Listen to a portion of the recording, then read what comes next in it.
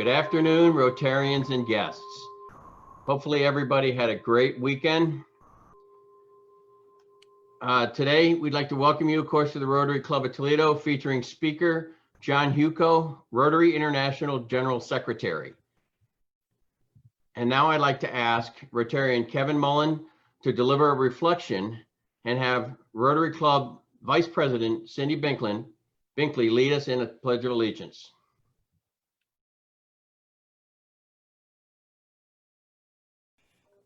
My fellow Rotarians, today I ask for your prayers for my family and especially my father, George, who this past weekend celebrated the 2-year anniversary of his heart transplant. An incredible display of service above self from the donor's family, and a gift to my family to buy us more time with an incredible servant leader who is working every day to improve his legacy and impact on those less fortunate. To say that I won the parenting lottery would be a bit of an understatement, and those of you who know my dad know that's true. Take a moment and reflect on the men and women in your life that challenge you to be better, to live a life of service. Please join me in bowing your head as we pray. Heavenly Father, thank you for the gift of Rotary across the globe and here in Toledo. Thank you for the men and women who provide service to others, promote integrity, and advance world understanding, goodwill, and peace through our fellowship. Thank you for the thousands of Toledo Rotarians who over time believe in service above self, who are people of action, and who unite together to open opportunities. Thank you for the leadership of yesterday, today, and tomorrow as we work together to ensure we all do better in Toledo and around the world. Help us to remember the impact that early leaders of Rotary International and the Rotary Club of Toledo have had. Help us look inward to the impact and legacy that we want to leave on our world. How will we address inequality, lack of opportunity, access to healthcare, and quality education? How will we challenge ourselves to create a more welcoming environment for individuals with different abilities, different skin color, different religion, different sexual orientation? How will we continue to work to ensure that our club reflects the community we serve?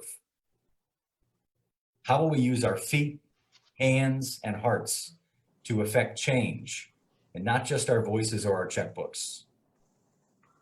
We thank you for the leadership of President Alex Dew, past President Tim Ryan, and Rotary International General Secretary John Hewko. We thank you for the leadership of our boards, committees, and members. And from the closing line from the CYO prayer, read before every youth sporting event across our region, thank you for giving all of us the opportunity to put our faith into action today. Amen. Amen. Amen.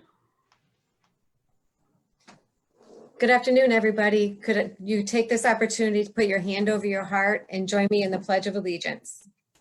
I pledge allegiance to the flag of the United States of America and to the republic for which it stands, one nation, under God, indivisible, with liberty and justice for all. Thank you. Thank you, Kevin and Cindy. And now I would like to invite George Eistetter to recite the 4-way test.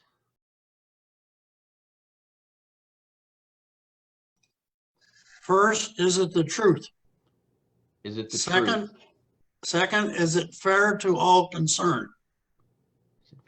Third, will it build goodwill and better friendships? And fourth, will it be beneficial to all concerned?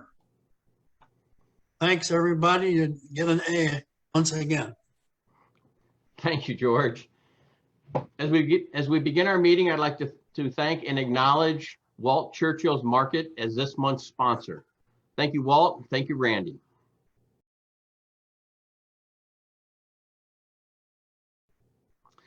As far as meetings today, there are no meetings. I do want to remind everybody that on August 10th, we have Jamie Farr via Zoom. This is a great opportunity for Q&A directly to Jamie. Also, committee signups are taking place still, and they're also scheduling meetings. So please sign up for a committee if you are not currently on one. You can do so either by contacting the Rotary office or emailing info@toledorotary.org.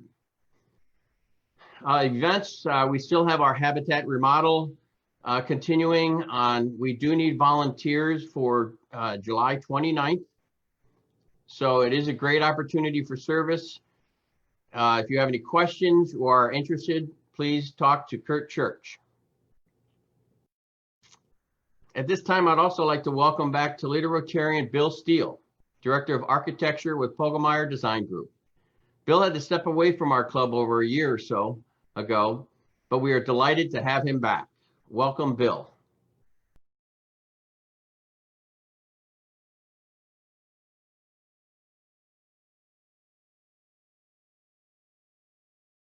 I'm happy to introduce to my fellow Rotarians and welcome new member, Mr. Citron Vega. Citron is the President and Chief Executive Officer of the Lucas Metropolitan Housing Authority, responsible for overseeing operations in numerous numbers I won't mention, but the specifics are the public housing units, housing choice vouchers allocated units, low-income housing tax credit units, market rate units, and home ownership properties serving approximately 17,500 people who reside in LMHA's properties. Over the past 20 years, Mr. Vega has established a distinguished career that includes management of federal housing assistance programs and policy development. He served as the Director of Public Housing for Miami-Dade Public Housing and Community Development, as the Chief Financial Officer and Vice President of Assets Management for the Lucas Metropolitan Housing Authority, and as the head of the Budget Bureau for Puerto Rico Public Housing Administration, managing yearly budgets over $400 million, while overseeing federal programs and serving as a key partner for one of the largest low-income housing tax credit transactions in the nation for the rehabilitation of 4,132 units across 33 properties located in Puerto Rico.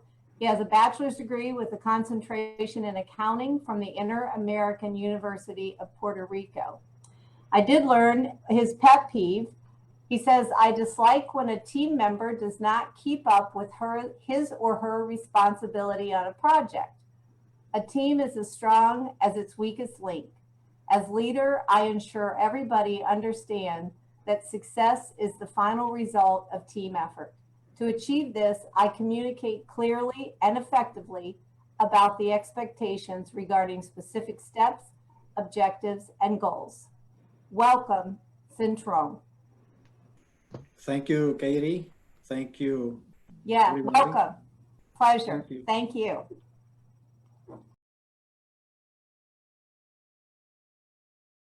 Thank you, Kathy.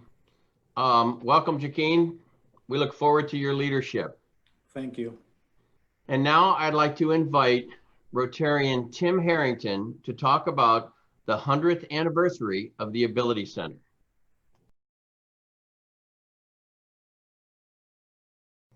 Thank you, Alex. Let me begin by saying that yesterday was a milestone for the country, and that is that yesterday was the 30th anniversary of the signing of the Americans with Disabilities Act. This law has obviously changed the way that the United States responds to disability, as we see progress across the board in improving access for folks with disabilities. 30 years ago today, I had the pleasure of being in the lawn of the White House as President Bush signed this law into place. For many in the disability community, this was the turning point for folks with disabilities, And as we see progress throughout the years, we continue to build on our success. We also have the really unique situation whereby the Ability Center is celebrating, there I am, the old guy, that Senator Metzenbaum there, who met us at the White House and was part of the 88th signing ceremony. The Ability Center is also in a unique position this year in that we are celebrating our 100th anniversary. Doing a centennial celebration during a pandemic is not the ideal course, so as we continue to scratch off scheduled events throughout the year that we're gonna lead us to making big statements about the future, we are obviously contained to trying to do it via Zoom. The important thing about our centennial celebration is that the Ability Center was formed by Toledo Rotary in 1920. So this relationship throughout the years has been one in which Toledo Rotary has continued to serve on the boards of the Ability Center and to take a strong interest in our activities. So we're celebrating, and Kevin, do you have that other slide? I do.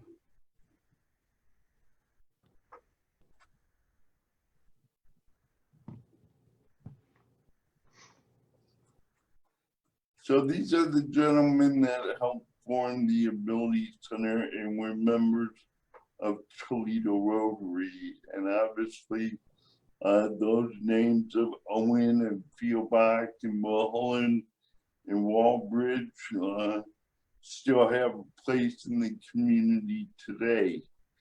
They certainly laid the foundation for the success of this center throughout the years. Folks with disabilities have been part of rehabilitation programs, preschool programs, advocacy programs, but these gentlemen laid the foundation of support, financial support as well for this center that has allowed us to still be a leader in the community and servicing folks with disabilities. So thanks to all the Rotarians throughout the years who have made our success possible. Our future is bright as we set a community-wide goal of being the most disability-friendly community in the country. We are serious about pursuing that goal, and we are going to do it through partnerships in the community to help us get that done. So thank you and happy birthday. Happy centennial birthday to all Rotarians who live in the shadow of what was one of the best things to happen to the disability community in the country. And we thank you. Thank you, Tim. Maybe I could just ask you a quick question. If you would just expand upon some of the ways in which the Rotary Club of Toledo works together with the Ability Center and how maybe that has enhanced the Ability Center. We certainly know that it has enhanced our club. Well, Alex, I think a most recent development is the Working Better Together program. Pre-COVID-19, this would have been best practices for both the club and the disability community. You know, we continue to work towards employment A number of Rotarians have been active on our boards, and we've had years of camp experience with Rotary, but now that, of course, is in the community. So we appreciate the support. And you got old guys like Dean Roberts out there that continue to keep his thumb on our throats so that we don't mess up. Hey, Tim, can I just jump in real quick? Can you talk a little bit, I'll put you on the spot, talk a little bit about what the Ability Center has been doing since COVID hit?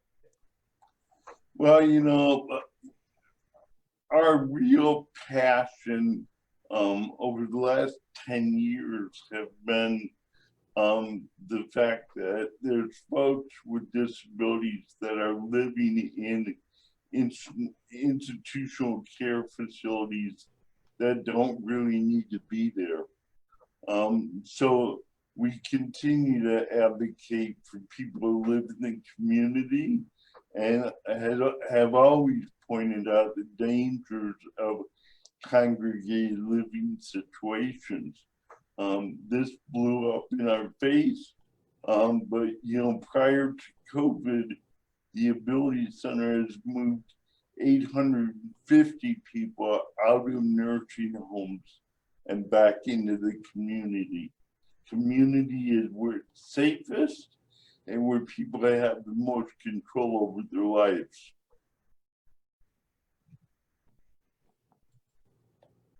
Thank you very much. I want to just open it up so I'm not the only one throwing questions, but I know this has been such an integral part of our history. And I think, I'm excited about kind of what the next 100 years looks like.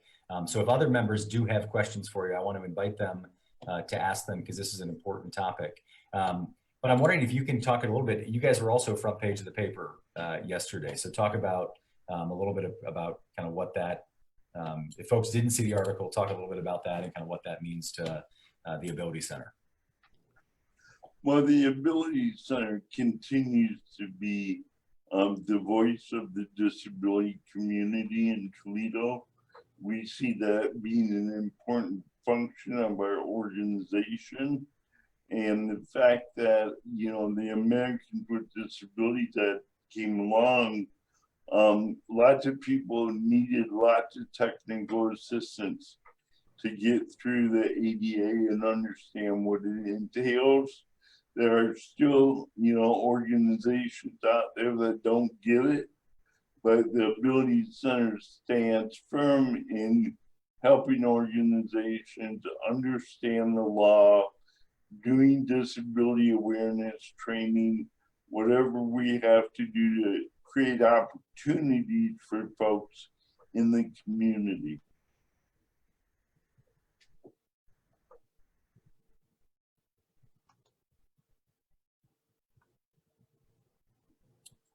Excellent. Tim, thank you very much. If other folks in the club have questions, you can put those in the chat or you can raise your hand and we will gladly take those. Kevin, if I may, actually, just so everybody's aware, we actually are waiting for our speaker today to arrive. But while we've got a couple minutes, I know a lot of people joined the meeting after our little friendship moment. So Walter McGee, I'm going to kind of call you out a little bit because I think people would kind of like to make sure you're okay and know what's going on. So Walt, I'm going to unmute you if you would. And Walt had himself a small little accident the other day, and so here you go, Walt. There he is. Greetings from Kingston and Perrysburg, where they're treating me well. Yeah, we're wishing you the very best, my friend. Thank you, sir. Nice to be here, and nice to be in Perrysburg. All good places. I'll get better soon. Thank you.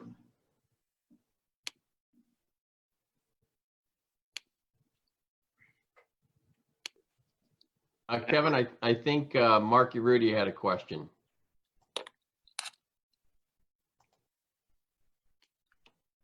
All right, Mark, you are up. Go ahead.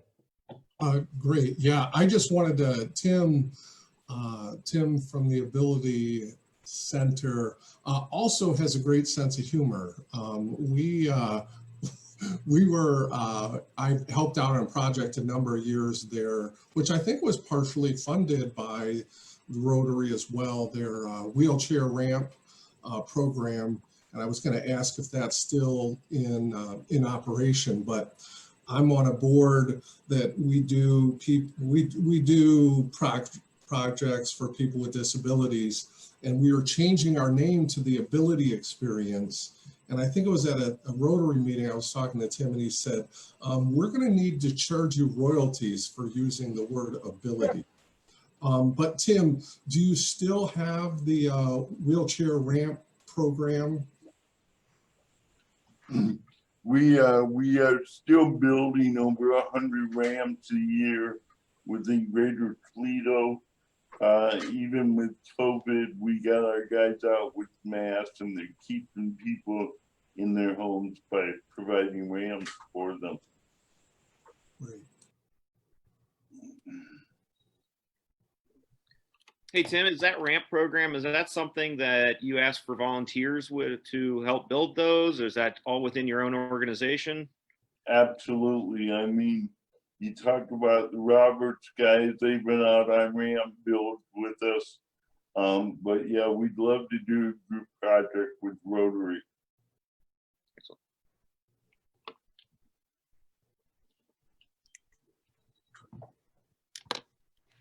While we've got some time, so Tim, I think one of my favorite lines of the article, and I'm assuming it was a quote from you, but I think the Blade attributed as their own kind of they summarized, but it's the idea that, you know, we can pass laws to make ramps required, but you can't pass laws to change behavior. And so when we look at the conversation going on around the country and you look at the celebration of 30 years of the ADA, how important is the work that we do as Rotarians to continue to change behavior in our community? Well, I mean, I think that again, I'm going to go back to working better together.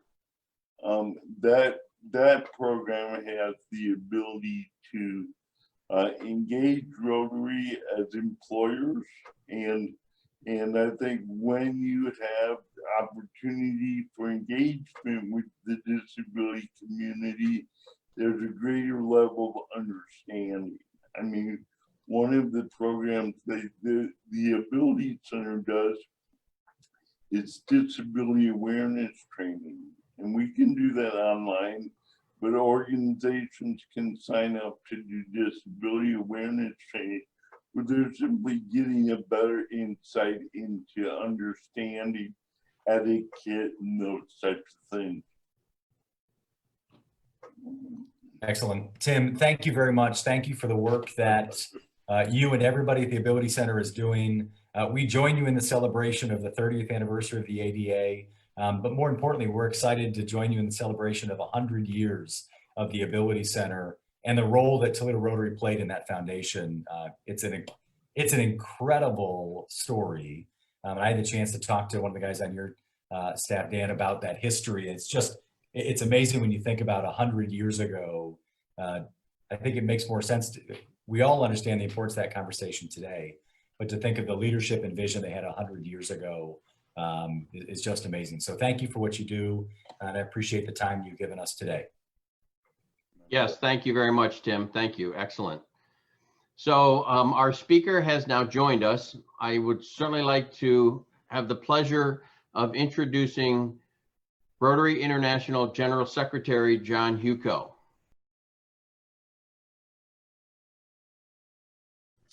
Well, thank you. Thank you so much. John, just real quick before you start. Yeah, sure.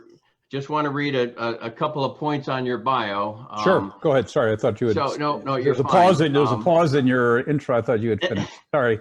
Well, I was just kind of getting organized, and I certainly couldn't let you speak without mentioning some of these items because I tell you, it's quite impressive. So I want to touch on a couple of points, but quite honestly, there are many to share.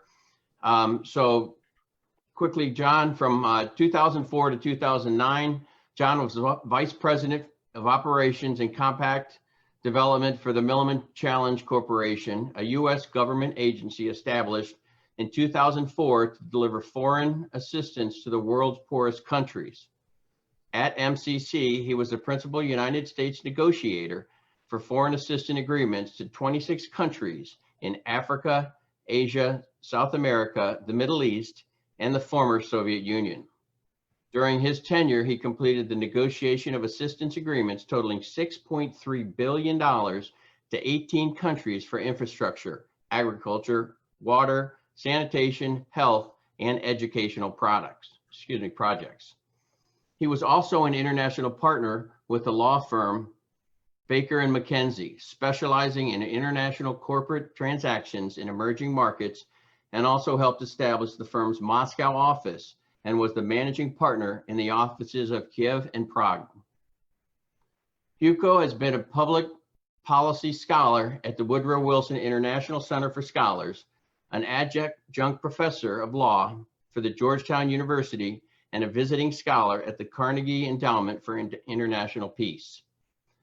He has published several papers and articles in leading U.S. and international publications and has spoken extensively on political and business issues dealing with the former Soviet Union, Central Europe, Africa, and Latin America.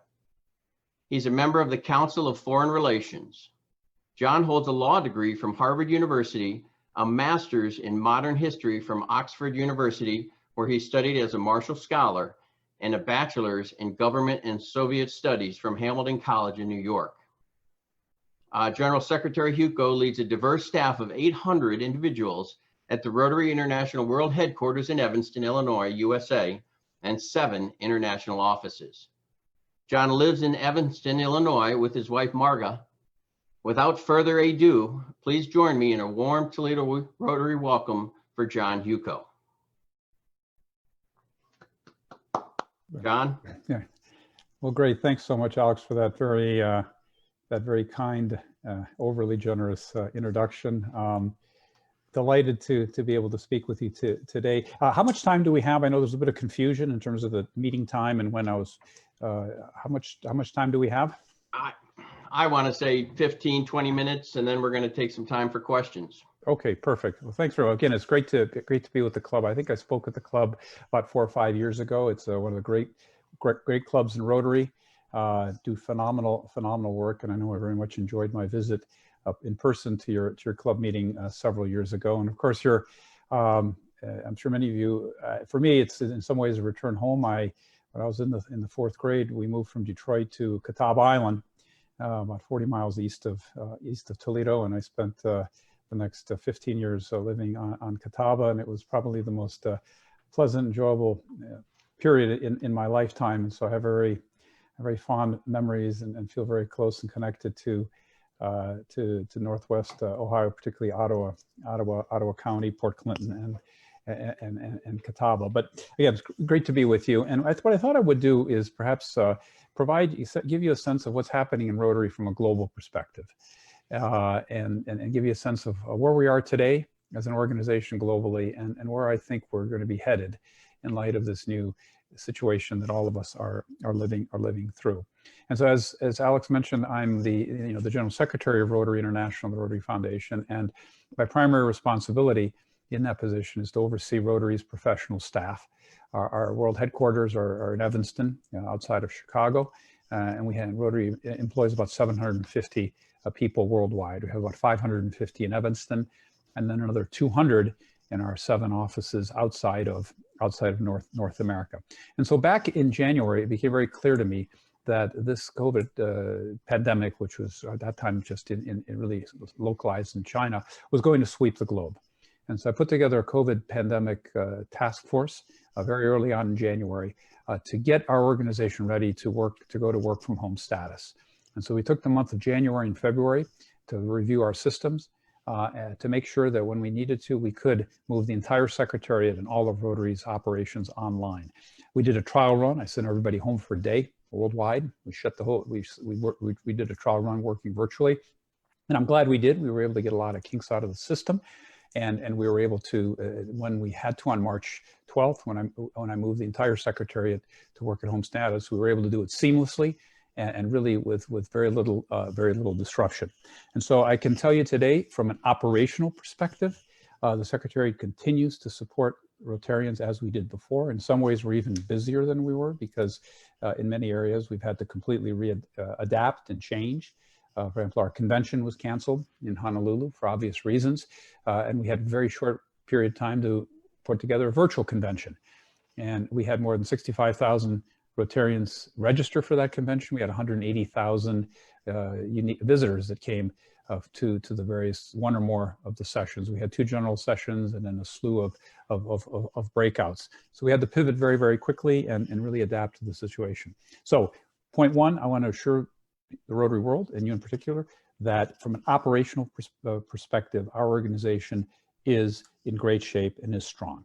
Second question I get very often is what's going to happen to us globally with the COVID pandemic and the tough times we're living through? Are we going to see a significant drop in membership? What's this mean for our organization long term?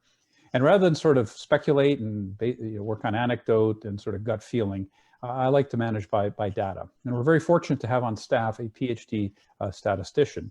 And what I asked him to do is look at the last 115 years of data. Rotary's been around for 115 years. See what actually happened in the past when Rotary's gone through these world crises, and then using statistical modeling, which I can't even begin to understand, try to project out based on 115 years worth of data, what we would anticipate happening going forward in our organization. And what's interesting is if you go back 115 years, there's only one year in our entire history when we saw a significant drop in membership. And that was 2 years after the Great Depression ended. In all of the other great pandemics, world wars, economic crises, financial crises that the world has gone through, we've either seen paradoxically an increase in membership or a slight decrease. In the last crisis we had, the 07-08 financial meltdown, in each of those 2 years, we saw a membership decrease of a little bit over 1%. So if you, at least to the extent that the past is any predictor of the future, Rotary has survived these sort of things very well historically. Now, projecting out, what are we seeing? And again, using the statistical modeling, we would anticipate that the membership, the band of increase or decrease over the next 5 years would be in a range of either 1 to 2% increase or a 1-2% decrease. And with the sort of the median in the middle being membership staying relatively flat or perhaps falling slightly.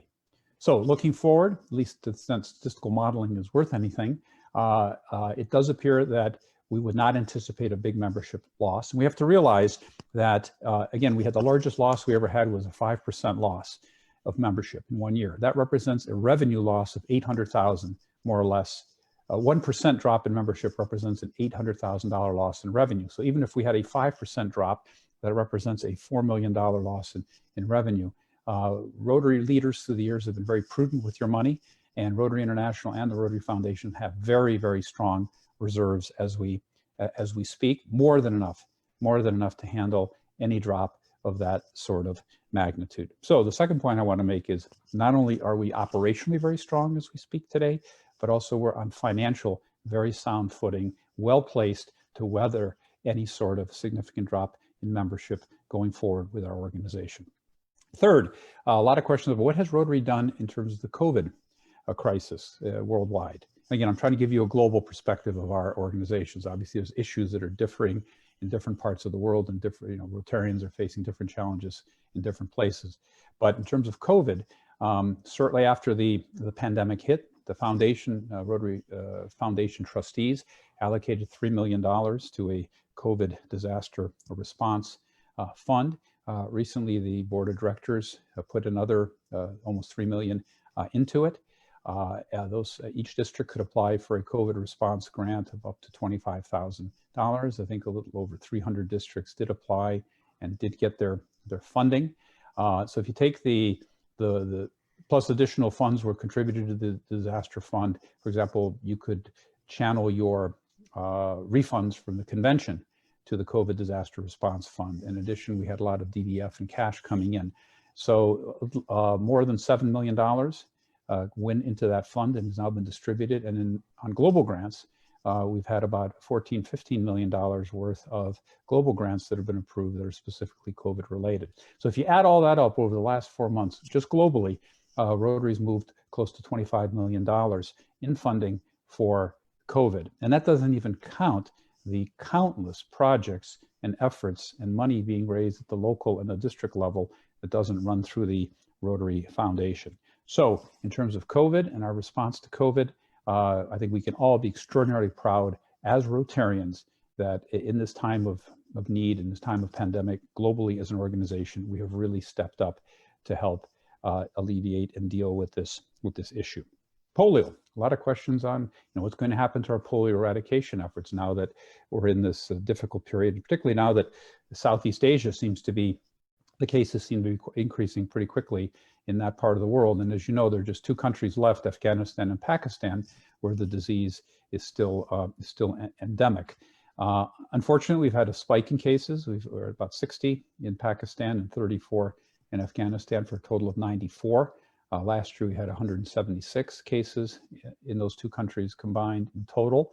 Obviously, vaccination efforts are being hindered by social distancing and the lockdowns and the quarantines people are going through. And that's obviously not a positive development. However, on the other hand, what we are able to, we continue to do the surveillance.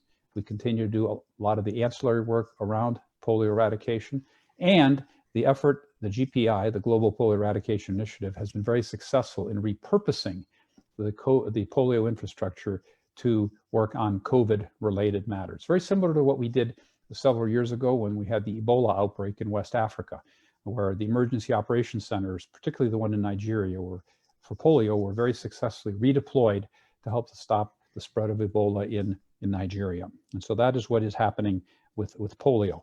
However, having said that, we very much hope to begin resuming the vaccination campaigns in the near future. But the message really to the Rotary world is we still need to continue to raise money for polio. The 2-to-1 Gates match is still in place. So if we raise and spend $50 million on polio in any given calendar year, Gates will match that with $100 million. And so we need to continue in some ways to redouble our efforts to make sure we continue raising money for polio so that we can meet that $50 million goal and get that $100 million match from the Gates Foundation. Because when we come out of this COVID crisis, we will need to, in a way, really redouble our efforts on polio to make up for the lost ground due to the disruption that we've had in the vaccination campaigns due to COVID. So that's just a snapshot of some of the things that where we stand both operationally, financially, how we've reacted to COVID, and how we have in the status of the polio vaccination efforts. Now, going forward, what does this mean, I think, for our organization, the new virtual reality that we're kind of living in? And there's no question this crisis has been devastating for the world, both economically, emotionally, obviously physically, health, etc. It's been a real tragedy. However, very often in a tragedy, there are sometimes these, in the face of black clouds, a few white ones that appear. And I think for our organization, there is a silver lining in this crisis that we're now living through. We've been trying for a long time to get the Rotarians to adopt technology, embrace technology. And it's been a challenge. It's been difficult. Well, all of a sudden, in a 2-week period, the entire Rotary world, 1.2 million people, had to move to a new virtual online environment. And what we're finding is that people are realizing, oh my God, there's, of course, we want to all get back to meeting in person and being able to go back to the way we used to live. But they're realizing that it's actually not so terrible, that there are parts of technology that we could be employing and using in the way in which we operate. And it feeds into what we're facing in terms of membership.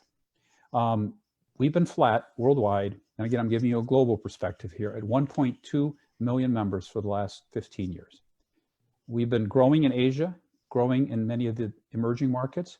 Membership has been dropping fairly dramatically in North America. In fact, it would not be an understatement to say we have a membership crisis in North America. Currently, North American Rotarians make up 29% of Rotarians around the world. Used to be at 100 by definition back in 1905, and we're down to 29%, North America, including Canada. It's going to be close to 15% within a decade if the current trends continue, and 50% of our membership within the next 10 to 15 years, if current trends continue, will be from Asia. And that's great. They're growing, they're booming. That's excellent news. We need to grow Rotary everywhere. And so how then do we reverse this membership decline trend in the United States? And again, it varies from region to region, from club to club, et cetera. But for me, in many ways, it comes down to the product that we're offering. And we're not offering soap or bleach or anything. We're offering a club experience. That's our product. And you pay for that product with your time and your money. And you're finding that in many parts of the United States, people are either not buying our product because they don't find it interesting, or they buy it and they find out it wasn't what it was cracked up to be. Last year, we had 150,000 people join Rotary. We had 150,000 people leave Rotary. And so obviously we also have a retention issue, which is almost as great as our ability to attract new members. And so this COVID opportunity has given us a chance to do a pivotal shift in our culture. And it's given us an opportunity to rethink our product at the club level and at the district level.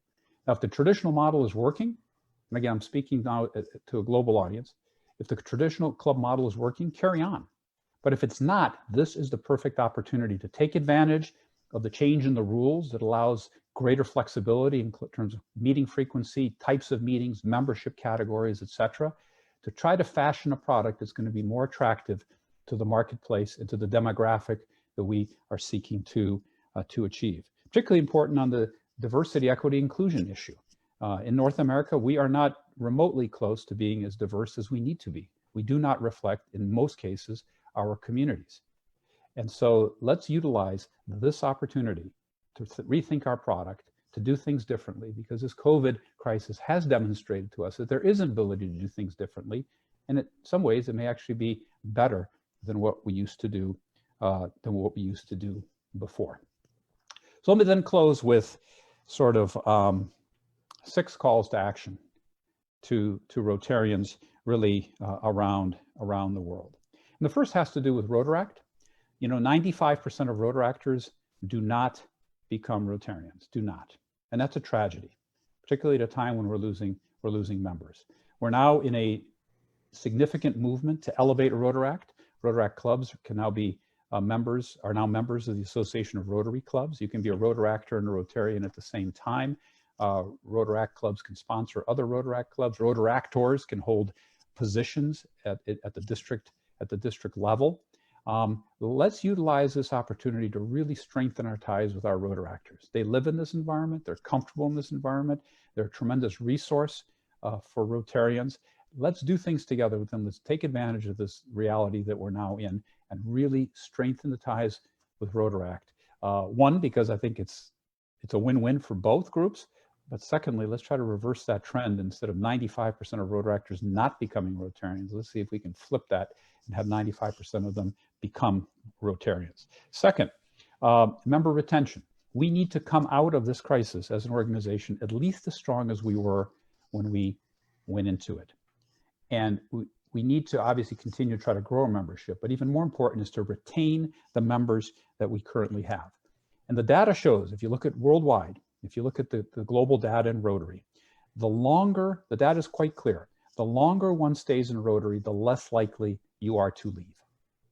And that the real danger spot, when do most Rotarians, at least at a global level, tend to leave our organizations between the 2nd and 3rd year of membership. That's the kind of statistically the danger spot. And so as we move through this crisis, it's very important to focus on member retention, particularly on those members who are newer to Rotary, because they're the ones that have a tendency statistically to leave our organization. They're the most prone to leave. 3, fundraising. You know, our fundraising activities are largely people getting together and doing stuff. $1 million dinners, walkathons, pancake days, bike-a-thons, etc. Well, that's all going to be limited, at least in the near and medium future. So how are we going to fundraise in this new environment? Because the world's needs have not disappeared. And that's where we need to unleash the creativity of our 1.2 million Rotarians and really find new creative ways to fundraise. And for me, the gold standard is the ALS Ice Bucket Challenge, where, you know, remember a few years ago, people were dumping ice all over themselves, and they raised like $300 million for ALS or something like that. And it cost them $0. What's going to be our next ALS Ice Bucket Challenge, both at the local, district, and regional, or even national or international levels? So 3rd point, we really need to unleash the creativity of our Rotarians and come up with creative ways to fundraise in this new reality that we live in. 4, same has to go with our projects. Our projects are largely, in many ways, people getting together and doing stuff, which we're not going to be able to do as much going forward. So how are we going to do our projects? How are we going to continue to do good in the world in this new environment? And again, we need to unleash the creativity of each and every Rotarians and then collate mechanisms that work and then make that available to the Rotary world as examples of ways in which we can do our projects in this new environment. Fifth, we need to focus. We hear anecdotally that clubs are in some ways more engaged than ever. In certain parts of the world, attendance is booming at club meetings, where they used to get 60, 70%, they're at 90%. A lot of clubs are reporting that they're more connected than ever. I do, 3 or 4 of these kind of meetings a day, day after day, all over the world. And so in some ways we're more connected than ever. But I do suspect there are a lot of clubs that aren't meeting and aren't as successful in adapting to this new environment. And if a club goes 4 to 5 months without meeting, that club is finished. And so my fifth call to action is we really need to focus on those clubs and help those clubs that are struggling in this new environment, that are not meeting, that have not adopted and not adapted to this new reality that we live in. So if you're aware of any clubs in your area that are struggling, reach out, help them. Because if those clubs go 4 to 5 months without meeting, they're cooked. We will lose those clubs probably forever. And then finally, let me close by saying the sky's not falling for our organization. As I said earlier, we're in great shape organizationally. We're in great shape financially. In fact, I would say that the world needs Rotary now more than ever. In some ways, we were built for moments like this.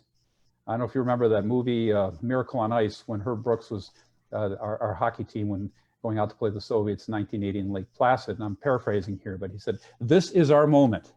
This is our moment." And I think the same holds true for Rotary right now. This is our moment. We have deep roots in every single community around the world. I like to say there's not a politician in the world who doesn't have a Rotarian as a constituent. We were built for this. This is our moment. The world needs Rotary now more than ever. So I just want to thank you for having me. I appreciate the opportunity. I want to thank the club for all the phenomenal, tremendous work that you do. One of the great Rotary clubs in the country. And I'm really glad to be able to meet with you, albeit virtually. I look forward to some point when things get back to normal to come back and meet with you in person back in my own stomping grounds in Northwest Ohio. So thanks so much for having me. John, thank you very much. If you've got some time, we're going to open up for questions from our members. And so I will ask, if anybody's got a question for John, you can raise your hand either through the Zoom chat, or you can type your question in or send me a message through chat that you've got a question. We'll call on you. So, all right, we're gonna go with Mr. Wasserman. You are up first. Let's unmute you and you can go ahead. Yeah, can you tell us, you mentioned Asia and North America. Can you describe the factors differentiating how Asia is doing so well and North America less well? Well, thanks so much. That's a great question, John. I think it goes back to what I said in terms of a product. They have a product that the marketplace finds interesting and is willing to buy. And in some ways, I mean, this my own pop psychology view on this is in some ways, what you're seeing in what's happening in parts like Korea, Taiwan, those places where we're really booming is countries that are emerging. The middle class has grown considerably. People are beyond thinking, how am I going to feed my family? And they can step up and start thinking about giving back to society. And there's a certain cachet about Rotary that's still in these countries considered to be fairly elite and difficult to get into. And also that kind of originally an American organization, which has in some countries, I think has a certain cachet to it. But fundamentally it comes down to they're offering to their marketplace a club experience that people find interesting and attractive. And my view, at least, is in those places where we're seeing a decline in membership, people are clearly not finding that club experience worth their time and their effort, particularly since you have so many more options now to either network professionally or to do good in the world. And so for me, the solution, at least in North America, in terms of those clubs in those regions that are struggling, and it's not everywhere, but it's enough to where it's problematic, and we've seen it in numbers declining dramatically, is to step back and rethink our product. And if a club, and also throw good money after good and not good money after bad. If a club is struggling, doesn't want to change, isn't willing to adapt, no problem. Carry on. Let's let that club do what it's going to do. And let's focus our energy on establishing new clubs with a new philosophy, with a new approach, with a new experience. And so let's grow Rotary through the establishment of new and innovative clubs, rather than spending enormous amount of energy, which we've been doing now, to try to revive dying clubs that don't seem to be willing to want to change. And again, I want to make it very clear: if the traditional model works and your club is thriving and growing and doing really well, doing it the old way, no problem. Carry on. It's great. But unfortunately, in North America, we're not seeing that as the typical pattern. And so it's either we do the same thing over and over again and get the same result, or do things differently to try to get a different result. John, are there any specific examples from clubs around the country of things you see that are that kind of innovation that that you're talking about? Yeah, I think the clubs that seem to do well is they put the rule book off to the side and say, what does our local community want? What does the type of people that we want to attract to Rotary, what are they interested in? And then you fashion your product around that, and then worry about what rules are being broken and not adhered to. Let me give you two examples that are working, but don't necessarily meet the rules. There's something called passport clubs that was started. The first one was back in San Jose. And again, it may or may not work in Northwest Ohio. It may, certainly wouldn't work in Taiwan, but it was very successful in San Jose. And it's called the Passport Club. They just have 6 physical meetings a year. So you're required to go to 6 meetings a year every other month. They have a social every other month. And then, let's say there's 12 meetings, 6 club meetings and 6 socials. And then each member has to either contribute $1,000 to the Rotary Foundation or do 40 hours of service with 1 or more clubs or nonprofits in the district.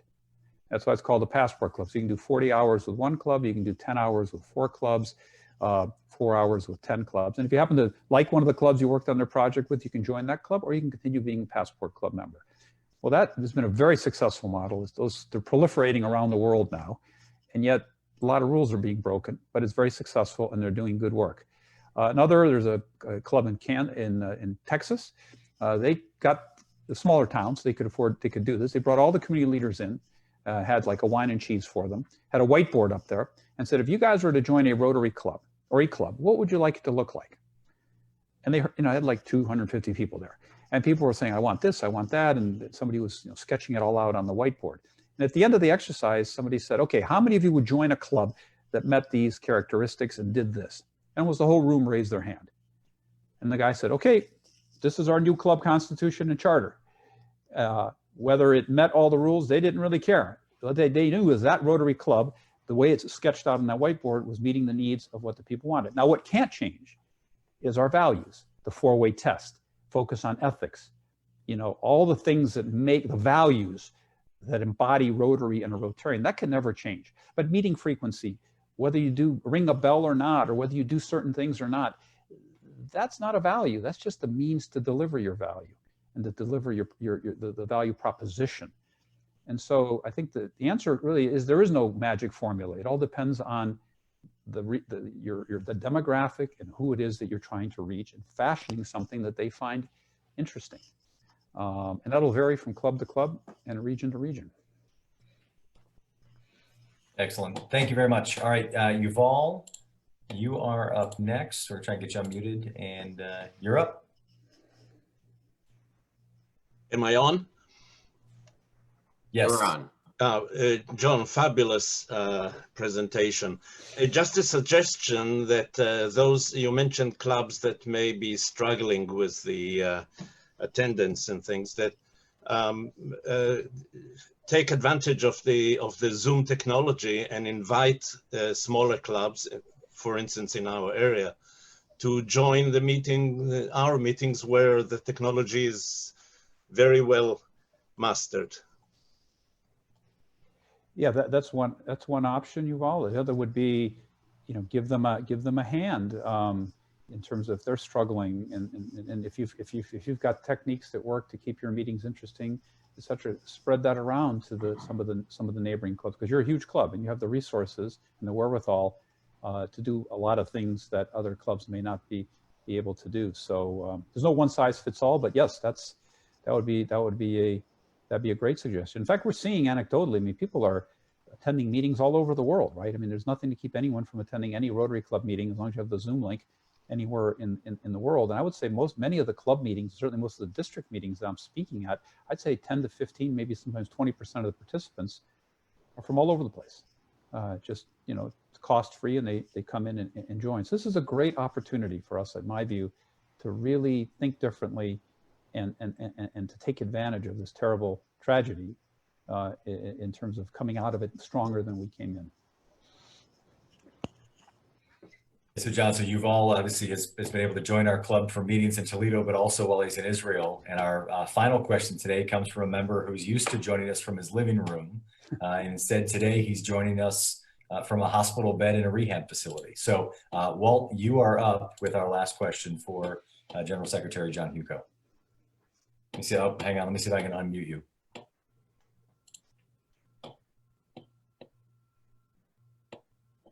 There you go. Really interested in what you had to say about Rotary and how it's working. One of the things that concerns me as perhaps an older Rotarian is exactly how Rotary is going to work with the racism problem we have in this country and in other countries as well. Is Rotary going to do something with regards to getting more in depth with solving the race issues? Short answer, yes. It's obviously, it's an extraordinarily important issue. And, you know, frankly, if you look back at Rotary's history, the whole concept of peace and reconciliation, bringing people together, is very, very, you know, working toward peaceful resolution of conflicts, people of different races, religions, creeds, etc. It's extraordinarily deep in our DNA. Even something at the international level, the UN, you know, 45 members, Rotarians were members of the various working groups that wrote the UN Charter in 1945 in San Francisco. It was a Rotary conference in London that led to the creation of UNESCO.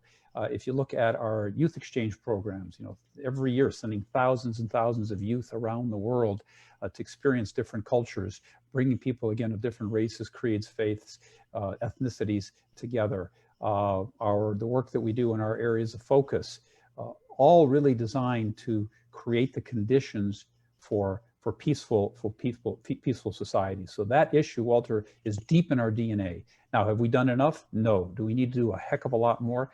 Absolutely. Particularly here in North America, where we are, in my view, falling very flat on the issue of diversity, equity, and inclusion. Now, what is happening at the international level is that the board has obviously issued a very strong diversity, equity, inclusion statement. Board, in fact, last week just had a special meeting dedicated to this issue. There are now task forces being put together to come up with concrete action plans for how Rotary as an organization can deal with it. Now, I suspect that a lot of the action plans which will be coming out will be regionally tailored and regionally focused, because the issues perhaps we're facing here in North America may not be exactly the issues that they would be facing in Japan or in Africa, or let's say in Eastern Europe. So the action plans and the concrete steps to be taken, we're going to have to vary from country to country and region to region, depending on the specific dynamic and the specific needs. But you've raised an important issue. And as an organization, we need to do more to combat racism. We need to do more to make our clubs more diverse, particularly here in North America, where I think we've historically fallen very flat and very short on that issue. John, thank you very much for your presentation and for your time. There appears to be no more questions, so I'll pass it back to President Alex. Thank you, Kevin. Again, John, thank you very much. What a fantastic presentation. We certainly would like you to know that Rotary International's 6 action steps, as you lay out, are definitely on our club's leadership's radar. So, and we feel that as we focus on those action steps, we will definitely be better than we were before. To thank you, we will be mailing you a well-known book, Historical Tales of Toledo, authored by past President Clint Mock. And also we'll be making a donation in your name to the Polio Plus Fund. Thank you again for joining us today. A fantastic presentation. No, and thank you again for having me. And if you or neighboring clubs, if you are coming up with creative ideas to raise money or creative ways to do your projects or creative ways to use technology, please let us know, because we're trying to collate, curate, find out what's happening in the Rotary world, put it all together, and then get it back out to our fellow Rotarians so they can benefit from the innovations and the thought process that other Rotarians may have around the world. So again, thank you so much for having me, and best of luck to the club. Again, thanks. Okay, so next week, Monday, August 3rd, we have Rose Simmons,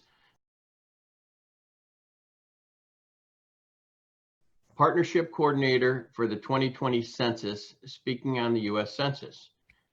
And I know we're close to out of time, but everybody could use a good laugh today. So I'm going to send it over to Chuck Mann for Chuck's Chuckles.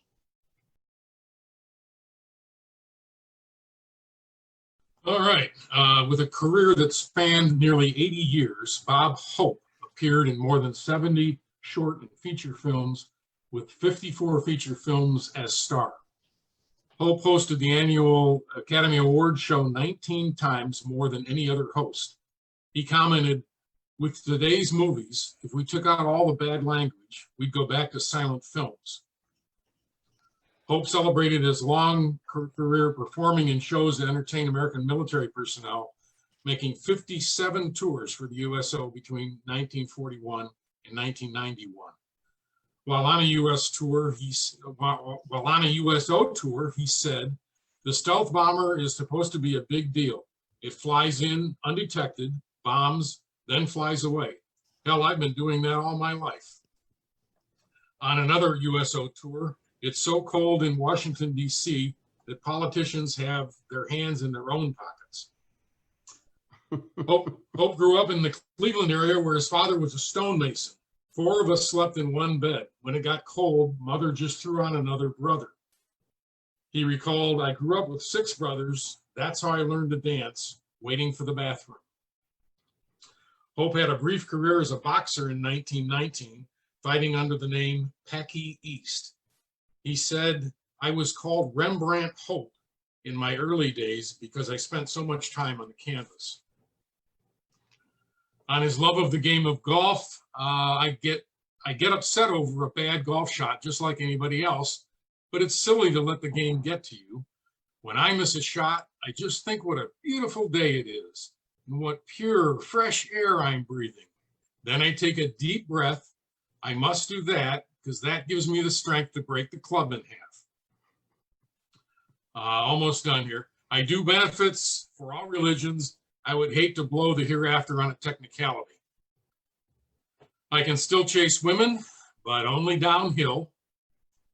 Bob Hope died on this date in 2003 at the age of 100. His grandson, Zach Hope, told a TV interviewer that when asked on his deathbed where he wanted to be buried, Bob Hope told his wife, Dolores, "Surprise me." President Alex? All right, Chuck, thank you very much. You're welcome. And we are, again, thank you, John. We are adjourned today.